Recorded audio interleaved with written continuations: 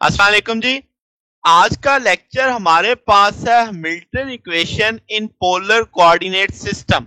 Last time हमने Milton equation को Cartesian coordinate system के अंदर स्टडी किया था, तो आज हम पोलर कोऑर्डिनेट सिस्टम के अंदर उसकी इक्वेशंस बनाते हैं।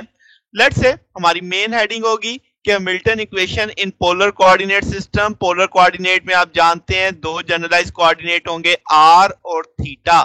अब अगर हम जनरलाइज ये जो पोलर कोऑर्डिनेट है इनको अगर हम कार्टेशियन कोऑर्डिनेट के साथ रिलेट करें तो आप लिखोगे x is equal to r cos of theta, y is equal to r sine of theta. तो x डॉट आप कैसे लिखोगे, तो आपके पास r कॉज ऑफ थीटा, तो पहले दो चीजें हैं r और कॉस थीटा, तो r फर्स्ट फैक्टर के तौर पे r डॉट कॉस थीटा, यानी प्रोडक्ट रूल एक तरह से लगा दिया आपने। तो x डॉट लिख सकते हो r dot cos theta minus r theta dot sine theta, यानी एंगल का भी फिर आपने डेरिवेटिव लिया है। सेम इसी सोच पे y is equal to r sine theta आएगा आपके पास, तो उसका भी आप ले लोगे डिफरेंशियल, तो वो y डॉट के लाएगा r dot sine theta plus r theta dot cos theta.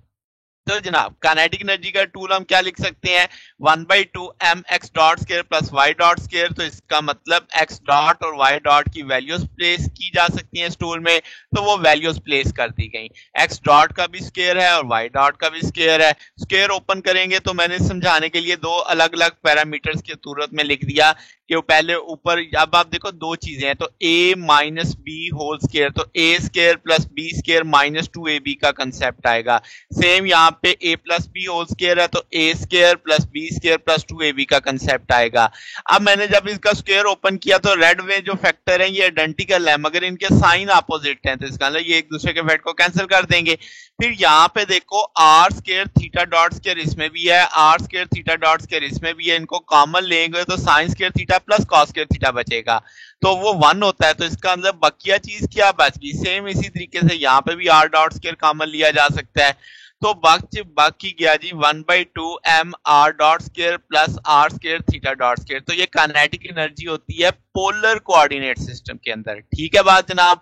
तो अब पोटेंशियल एनर्जी की बात करें तो हम कहेंगे पोटेंशियल एनर्जी आपके पास दो चीजों पे डिपेंड करेगी, r और थीटा जो हमारे कोऑर्डिनेट है। तो आपके पास हम कहेंगे सेंट्रल फील्ड ऑफ फोर्स की वजह से ये पोटेंशियल एनर्जी होगी। तो टोटल एनर्जी अगर मैं उससे बात की जाए तो आप कहोगे काइनेटिक प्लस पोटेंशियल, तो दोनों एनर्जी मौजूद है आपके पास, काइनेटिक भी है पोटेंशियल भी है, दोनों को ऐड कर दिया आपने। तो हैमिल्टोनियन अगर हम कहें कि पोटेंशियल एनर्जी सिर्फ जनरलाइज कोऑर्डिनेट पे डिपेंड कर रही है, यानी वो टाइम पे डिपेंड नहीं कर रही, यानी कि वो वेलोसिटीज पे डिपेंड नहीं कर रही, वो सिर्फ और सिर्फ किस पे डिपेंड कर रही है, जनरलाइज कोऑर्डिनेट पे डिपेंड कर रही है, तो हैमिल्टोनियन को हम टोटल एनर्जी कह सकते हैं।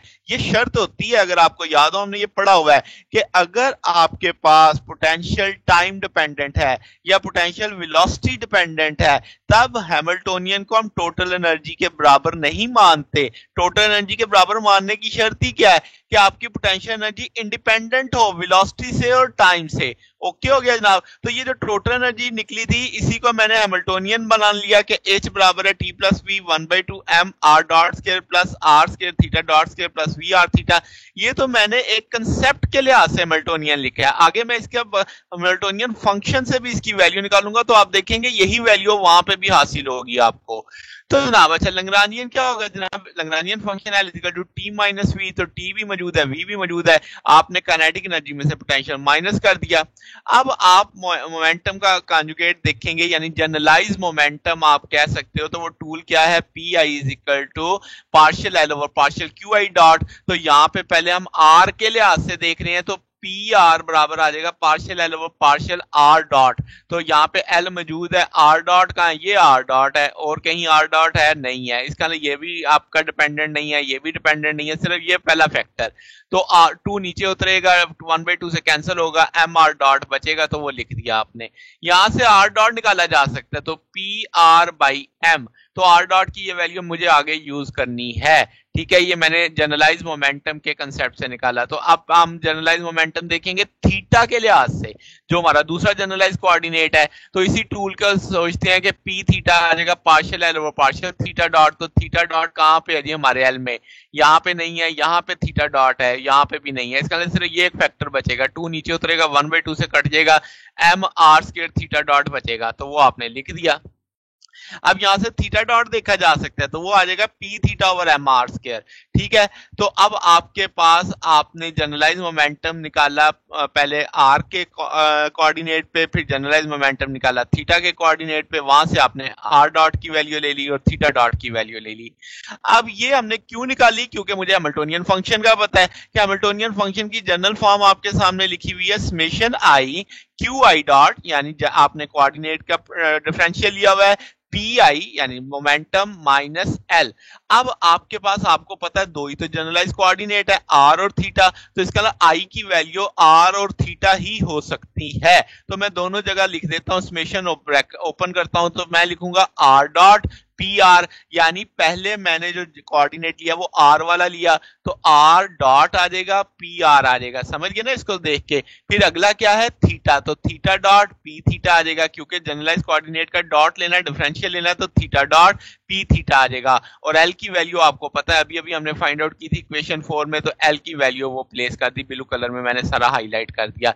वहां पे नेगेटिव था, वो नेगेटिव मैंने अंदर किया, तो वो साइन आपके चेंज हो गए हैं। ठीक है, और इसमें कुछ नहीं किया, क्योंकि वहां पे जब आप देखोगे तो ये वी आर नेगेटिव का है, जब आप वैल्यू प्लेस करोगे तो नेगेटिव अंदर जाएगा, तो वो पॉजिटिव में आ जाएगा। अच्छा जी, तो क्या अब आपको आर डॉट की वैल्यू मालूम है, थीटा डॉट की वैल्यू मालूम है?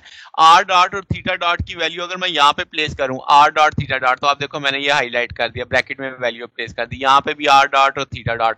तो आपने हर जगह आर डॉट की वैल्यू लगा दी पी आर बाई एम, और थीटा डॉट की वैल्यू लगा दी P theta by M are square. इसको अब सॉल्व करना है। जस्ट सॉल्व क्या करना है, जब मल्टीप्लाई कर देना है तो पी आर स्क्वायर हो जाएगा, पी थीटा का स्क्वायर हो जाएगा। यहाँ पे जब आप स्क्वायर ओपन करोगे तो एम का, नीचे वाले एम का स्क्वायर होना था, तो एम एम से कट जाएगा, तो नीचे एक एम बच जाएगा, इधर भी नीचे आपके पास आर स्क्वायर आर 4 बन जाना था, तो आर स्क्वायर बच जाएगा। तो ये टूल आपने इस तरीके से सॉल्व आउट कर लिया। ठीक है जनाब, इसे एडजस्ट करके लिख दिया, तो ये फिलहाल बाकी बचेगा, क्योंकि ये नेगेटिव है, इसमें से ये वैल्यू माइनस भी होगी। इन सिंपल अलजबरा है, तो आपके पास बचेगा क्या? P R square 2m plus में आ जाएगा आपके पास P theta square over 2m R square plus V theta आ जाएगा। ओके हो गया जनाब। तो अब आपके पास हैमिल्टोनियन फंक्शन मौजूद है। ठीक है, अब आप जानते हैं कि जनरल इक्वेशन ऑफ मोशन क्या होती हैं जनाब, तो वो आपने पढ़ी हुई है कि क्यू आई डॉट बराबर है partial H over partial P I, और पी आई डॉट किसके बराबर है? Minus partial H over partial q आई। तो पहले हम किसके लिहाज से देखेंगे? आर के लिहाज से देखते हैं। तो आप कहोगे क्यू डॉट है तो आर डॉट आ जाएगा, तो partial H over partial P R, यहाँ पे तो आई चल रहा है ना, तो यहाँ पे अब आर आ गया। तो जनाबे वाला क्या, अब आप एच मालूम है, एच को आप किसके लिहाज से डिफरेंशियल करने वाले हो? पार्शियल पी आर के लिहाज से। पी आर सिर्फ यहाँ पे है और कहीं नहीं है, तो इसका इसको करोगे तो पावर नीचे उतरेगी, 2 से कट जाएगा, पी आर के बाई एम बच जाएगा आपके पास। ठीक है, अब अगली चीज क्या है? पी आई डॉट बराबर है minus partial H over partial q आई। इसी सोच पे पी आर डॉट हमने लिख लिया, और ये minus partial H over partial R के बराबर आ जाएगा। तो इसका हैमिल्टोनियन को आर के लिहाज से अब सॉल्व करना है, डिफरेंशियल करना है। तो आर कहाँ पे है? सिर्फ यहाँ पे है और यहाँ पे है, दो जगहों पे आ रहा है। इसका पहले फैक्टर में तो नहीं है, तो पहले फैक्टर को तो वैसे ही वो डिपेंडेंट नहीं होगा, 0 हो जाएगा। तो अब आप इसमें से आर ऊपर लेके जाओ, तो वो आर की पावर -2 हो जाएगी, पावर नीचे उतरेगी, एक पावर और काम करोगे तो -3, वो 3 नीचे आगे पॉजिटिव का हो जाएगा, 2 जो ऊपर गया था वो इस 2 से कट जाएगा। तो अब आपके पास वो फार्मूले वाला माइनस बाहर चल रहा है, तो आपके पास -2 जो नीचे उतरा था तो वो उसका माइनस बच गया, तो P theta square M R cube. और यहाँ पे आपने चूंकि थीटा पे तो भी नहीं देख रहे, आप तो आर के लिहाज से देख रहे हैं, तो वी आर की जगह क्या आ जाएगा? Plus partial V over partial R. अब नेगेटिव को अगर अंदर लाता हूं तो ये रकम नेगेटिव नेगेटिव पॉजिटिव और ये नेगेटिव हो जाएगी, तो आपने इसे इस सूरत में लिख दिया। तो आप कह सकते हो कि भाई जो आपका पोलर कोऑर्डिनेट के अंदर आर वाला कोऑर्डिनेट है, उसके लिए जो इक्वेशन ऑफ मोशन होगी वो क्या होगी? तो आर डॉट कितना आएगा? पी आर बाई एम, और पी आर डॉट किसके बराबर आएगा? That is equal to P theta square over M R cube minus partial V over partial R. अब इसमें से देखा जाए तो पी आर क्या है? लीनियर मोमेंटम, जो आपको इस इक्वेशन में दिख रहा है। पी आर डॉट क्या है, ये radial part of the force है। अगर आपको याद हो rate of change of momentum, जब आप मोमेंटम का डेरिवेटिव लेते हो तो वो फोर्स होती है, तो यहाँ पे चूंकि अब थीटा इन्वॉल्व है तो ये radial part of the force count होगा। ठीक है जनाब, तो अब आपको समझ आ गई कि ये दो इक्वेशंस जो अब होंगी ये आपकी equation Hamiltonian equation of motion है in polar form along R coordinate, R वाला जनरलाइज कोऑर्डिनेट। तो अब अगर मैं जनरलाइज कोऑर्डिनेट थीटा के लिए से इक्वेशन बनाना चाहूं तो एच तो मालूम है मुझे, तो अब आप पहले वही जनरल इक्वेशन लिखती क्यू आई डॉट बराबर है partial H over partial P I. तो अब उसी को किसके लिए से थीटा के लिए से हम सोचेंगे, तो थीटा डॉट कोऑर्डिनेट है तो थीटा डॉट बराबर आ जाएगा किसके, partial H over partial P theta. तो एच की वैल्यू प्लेस कर दी, तो अब आपने पी थीटा के लिहाज से सोचना है। इसमें पी थीटा नहीं है खत्म, इसमें भी पी थीटा नहीं है खत्म, सिर्फ एक फैक्टर है। आप इसके लिहाज से डिफरेंशियल करोगे पावर इसकी नीचे उतरेगी, 2 से कट जाएगा तो P theta over M R square बचेगा। तो ये थीटा डॉट का आंसर आ गया। इसी तरीके से पी थीटा, अब आपने अगला साइड देखना है तो पी आई डॉट बराबर है किसके, minus partial H over partial q आई। तो इसी सोच पे पी थीटा डॉट मैंने लिख दिया किसके बराबर, minus partial H over partial theta. तो अब आपने एच की वैल्यू प्लेस कर दी, थीटा के लिहाज से चलना है, इसमें भी नहीं है इसमें भी नहीं है थीटा, सिर्फ इसमें है थीटा। तो आप इसको कहोगे इस पे भी डिपेंडेंट नहीं जीरो, ये भी डिपेंडेंट नहीं जीरो, तो यहां पे क्या लिखोगे, माइनस तो फार्मूले का है तो partial V over partial theta आ जाएगा आपके पास। ठीक है, क्योंकि पोटेंशियल थीटा पे अगर डिपेंड कर रहा है। तो अब आपके पास दो इक्वेशन ऑफ मोशन आ गई, ये भी आपकी हैमिल्टनियन इक्वेशन ऑफ मोशन है in polar coordinate form along theta coordinate, जो जनरलाइज कोऑर्डिनेट था आपका। अब यहां पे जो थीटा नॉट है वो क्या है, वो एंगुलर वेलोसिटी है, और पी थीटा क्या है, एंगुलर मोमेंटम है। तो अब आप क्या कहोगे कि भाई जो एच है ना वो आपकी एनर्जी थी, क्योंकि आपने कहा था कि भाई जो आपका पोटेंशियल है ना वो सिर्फ कोऑर्डिनेट पे डिपेंड कर रहा है। ठीक है, उस शुरू में हमने ये पढ़ा। तो जब हमने ट्रांसफॉर्मेशन की थी कार्टेशियन से पोलर के अंदर तो उसमें टी नहीं इन्वॉल्व हो रहा था। अगर आपने वो इक्वेशन देखी हो जो आपने ट्रांसफॉर्म की थी उसमें टाइम वाला फैक्टर नहीं था। तो इसका मतलब ये हुआ कि आपके पास ये एक साइक्लिक सा प्रोसेस हो जाएगा, तो इसका मतलब वो थीटा पे भी डिपेंड नहीं करेगा। अगर ये चीज है तो पोटेंशियल थीटा पे भी डिपेंड नहीं करेगा, तो आपके पास इस सारे का जवाब तो फिर जीरो होना चाहिए, partial V over partial theta zero. तो इसका मतलब पी थीटा डॉट अगर जीरो आता है तो D P theta over D T, यानी पी थीटा कांस्टेंट होगा। क्या मतलब कि एंगुलर मोमेंटम कंजर्व होगा अंडर सेंट्रल फोर्स, यानी सेंट्रल फोर्स अगर किसी जगह एक्ट कर रही होगी तो एंगुलर मोमेंटम में बदलाव नहीं आएगा।